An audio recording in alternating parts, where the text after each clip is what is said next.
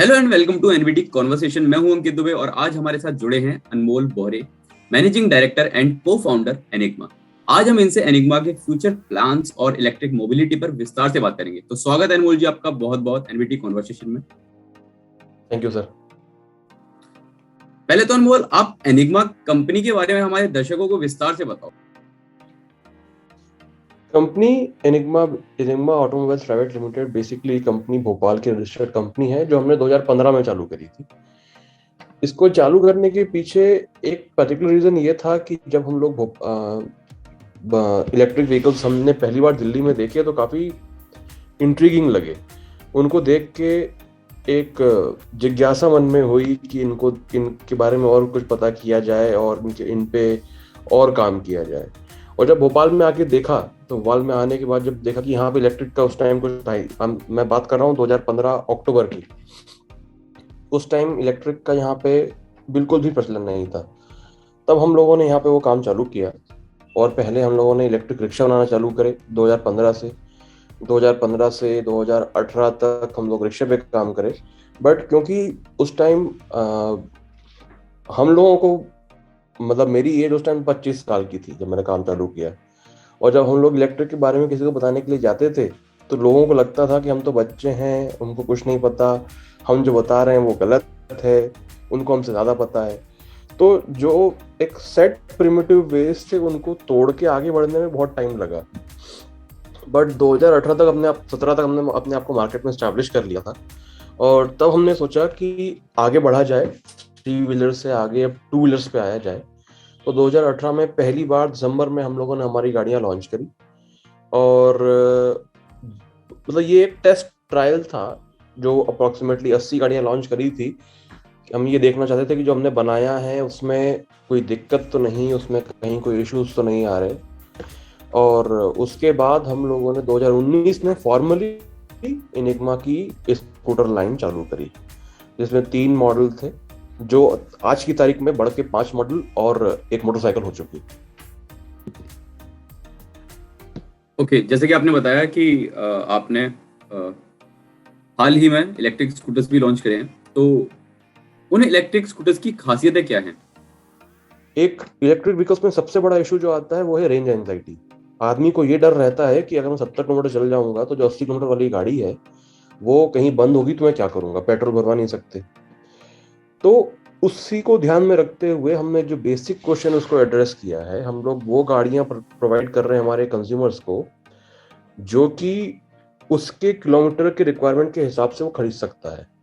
Same गाड़ी है, तीनों मॉडल में मोटर सेम है, तीनों मॉडल में कंट्रोलर सेम है। आदमी जो चाहे उसके हिसाब से उसमें बैटरी डलवा के अपने हिसाब से रेंज मॉडिफाई कर सकता है।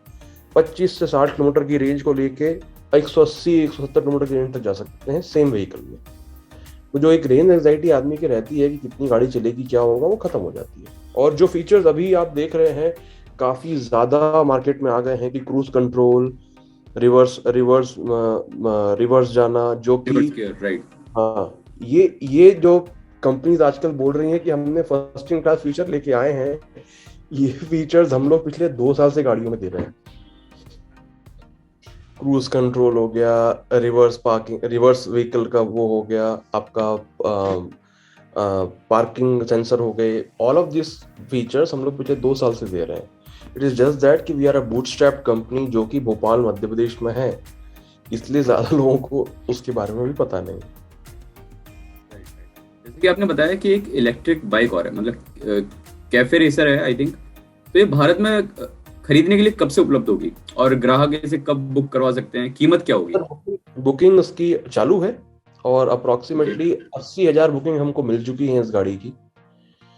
मार्च के आसपास हम इसको लॉन्च करेंगे। क्योंकि ये गाड़ी हाई स्पीड में है, फेम सब्सिडी के अंदर आएगी, तो हम उस अप्रूवल का वेट कर रहे हैं ताकि हमको एक गाइडलाइन मिल जाए कि हम कितनी पर्टिकुलर सब्सिडी में उसको अपने कस्टमर्स को, हमारे ग्राहकों को उसको दे सकते हैं। तो बुकिंग सारे आदमी करवा चुके हैं और ऊपर वाले के आशीर्वाद से अच्छा रिस्पांस मिला है। अब ये है कि बाय मार्च पॉजिटिवली गाड़ियां कस्टमर्स को डिलीवर होने लगेंगी। आप अपने प्रोडक्ट्स के साथ फिलहाल अभी किन किन शहरों पर फोकस कर रहे हैं और आगे चलकर किन शहरों में अभी आप अपने प्रोडक्ट्स की मतलब डिलीवरी करेंगे? अभी सर हम लोग जितने भी टायर 2 और टायर 3 सिटीज है सब में ऑलरेडी और हैं, मतलब फिलहाल मेरा फोकस मेरा प्रदेश है। मध्य प्रदेश को हमेशा से किसी भी कंपनी ने अपने प्लान में नहीं रखा, वो ऑटोमोबाइल कंपनी हो या वो कोई इंडस्ट्रियल कंपनी हो। मैं इस जगह को बिलोंग करता हूं, तो ये मेरा दायित्व बनता है कि इस प्रदेश के लिए मेरे से जितना बन पड़े मैं वो करूं। तो मेरा फुल फ्लेश फोकस स्टार्टिंग से, एनिग्मा का पूरा फोकस स्टार्टिंग से मध्य प्रदेश छत्तीसगढ़ पे रहा। हैविंग सेड दैट, हमारी प्रेजेंस ऑलरेडी तमिलनाडु, केरला और कर्नाटक में है, और मैं इन्हीं मार्केट्स में ज़्यादा फोकस करूंगा, बिकॉज जहाँ पे इलेक्ट्रिसिटी सप्लाई और अडॉप्शन ज़्यादा रहेगा वो मार्केट्स हमारे लिए प्राइमरी रहेंगे। बेंगलोर अभी हमारे उसमें नहीं है, प्लान में नहीं है। हम लोग चेन्नई, पुणे, बॉम्बे और छत्तीसगढ़, रायपुर, ये सिटीज पे फोकस कर रहे हैं। ईवी चार्जिंग इंफ्रास्ट्रक्चर ये काफी बड़ा चैलेंज है इनफैक्ट हर इलेक्ट्रिक व्हीकल मैन्युफैक्चरर के लिए, तो इस बारे में आपकी क्या योजना है?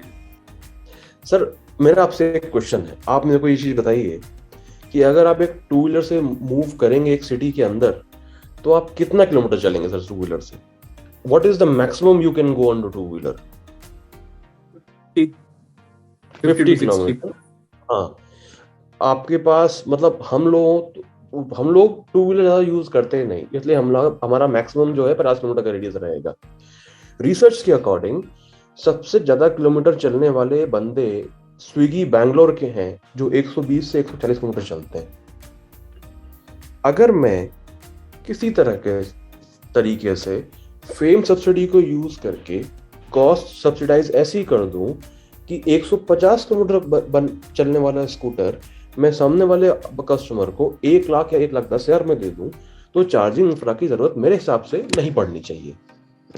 क्योंकि एक टू व्हीलर और एक फोर व्हीलर में प्राइमरी डिफरेंस ये है कि टू व्हीलर हम यूज करते हैं हमारे डे टू डे एक्टिविटीज के लिए, ऑफिस जाने के लिए, कॉलेज जाने के लिए, स्कूल जाने के लिए, और हद से हद ये हो गया तो ग्रोसरीज जो हमारे बिजनेसमैन होते हैं वो डिलीवर करने के लिए करते हैं। चार्जिंग के लिए हमारा मेन फोकस ये है एक ऑन बोर्ड चार्जर प्रोवाइड करवाना हमारे कस्टमर्स को, जिससे वो एक डीसी फास्ट चार्जर रहेगा। मैं बात कर रहा हूँ, मैं अलग लगाता हूँ, मैं पहले कैफे रेसर बताता हूँ। कैफे रेसर बेसिकली बाइक है, उसमें एक ऑन बोर्ड डीसी चार्जर रहेगा, उसको आप कहीं भी किसी भी फास्ट चार्जिंग पॉइंट से चार्ज कर सकते हैं। इस गाड़ी में कैपेसिटी रहेगी कि आधे घंटे में 80% तक चार्ज हो जाएगी। अब इंफ्रा डेवलपमेंट की जैसी है, इंफ्रा डेवलपमेंट जो भी इलेक्ट्रिसिटी का, इलेक्ट्रिक व्हीकल्स का हो रहा है, वो जब तक सरकार एक फुल फ्लेज योजना नहीं लाएगी, जो कि वो ला चुकी है। प्लान ये है कि 10,000 चार्जिंग स्टेशंस आने वाले 2 साल में ऑल ओवर इंडिया स्टैब्लिश करने। ये बहुत ही ज्यादा ऑप्टिमिस्टिक प्लान है। मैं बोल रहा हूँ इसका 50% भी अगर होता है तो भी बहुत बूस्ट मिलेगा।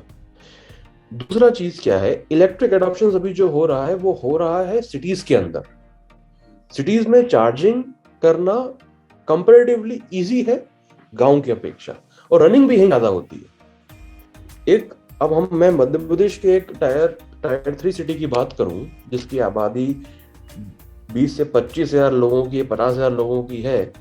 एक कस्टमर वहां पे 60 किलोमीटर 70 किलोमीटर ज्यादा नहीं चलता, 70 किलोमीटर। और हमको ये ध्यान रखना चाहिए कि 70% भारत अभी भी गांवों में रहता है।